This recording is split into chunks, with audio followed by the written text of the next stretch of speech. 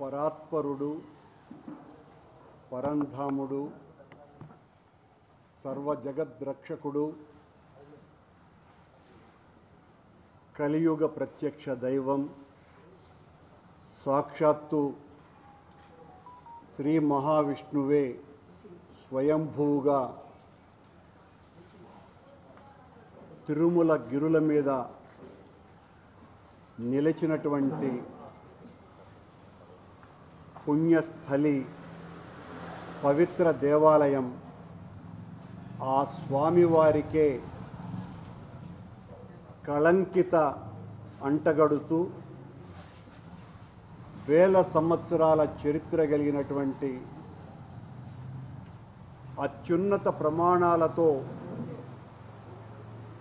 దైవిక కార్యక్రమాలు సాంప్రదాయబద్ధంగా జరిపేటువంటి వెంకటేశ్వరుని ఆలయానికి సంబంధించి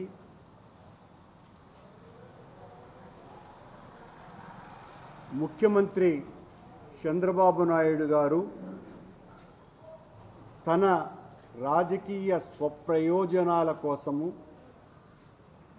జగన్మోహన్ రెడ్డి గారిని రాజకీయంగా అంతం చేయటానికి ఆయన వ్యక్తిత్వాన్ని, వైఎస్ఆర్ కాంగ్రెస్ పార్టీని సమూలంగా సర్వనాశనం చేయటానికి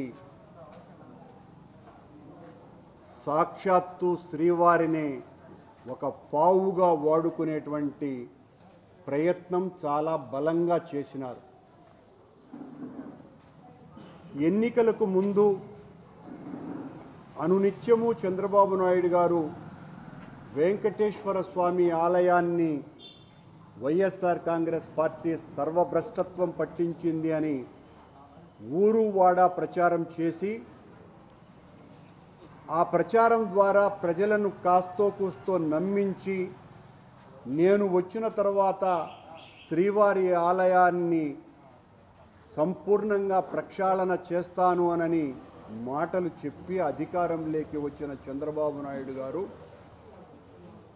అధికారంలోకి వచ్చిన తర్వాత జరిగిన పొరపాట్లను సరిదిద్దుతాను అని ఓ విజిలెన్స్ కమిటీని వేసి విజిలెన్స్ కమిటీ ద్వారా దాదాపు 3 నెలల పాటు ఏ రకమైనటువంటి నివేదిక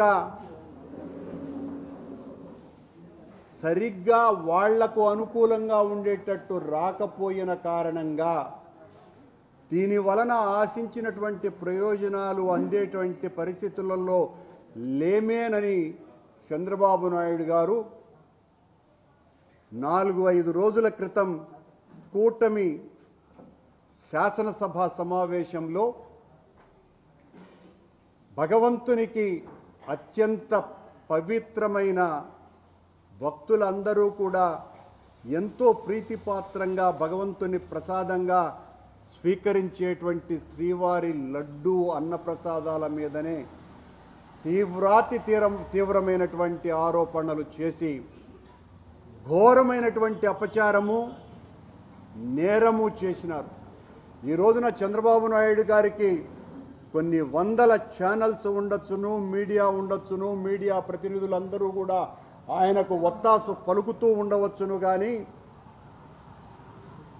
వెంకటేశ్వర స్వామి ఈ అన్యాయాలను చూస్తూ సహిస్తాడని ఎవ్వరూ అనుకోరు. లడ్డూలో, అన్న ప్రసాదాలలో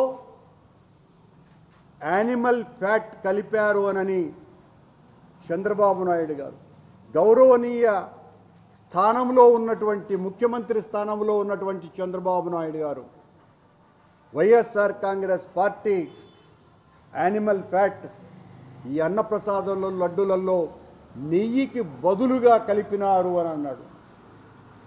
మిక్స్ చేశారని కూడా అనలా, నెయ్యికి బదులుగా యానిమల్ ఫ్యాట్తో అన్నప్రసాదాలు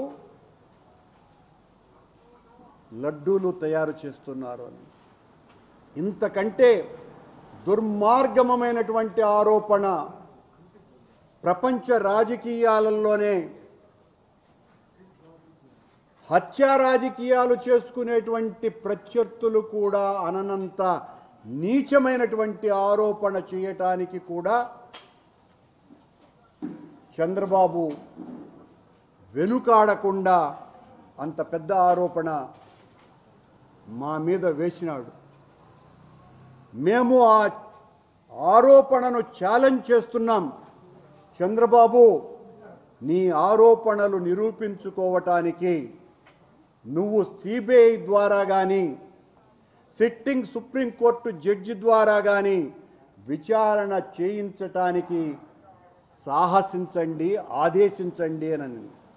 దీని మీద మేము ప్రధానమంత్రి గారిని కూడా ఇంటర్ఫియర్ కావాల్సిందిగా కోరుతున్నాం.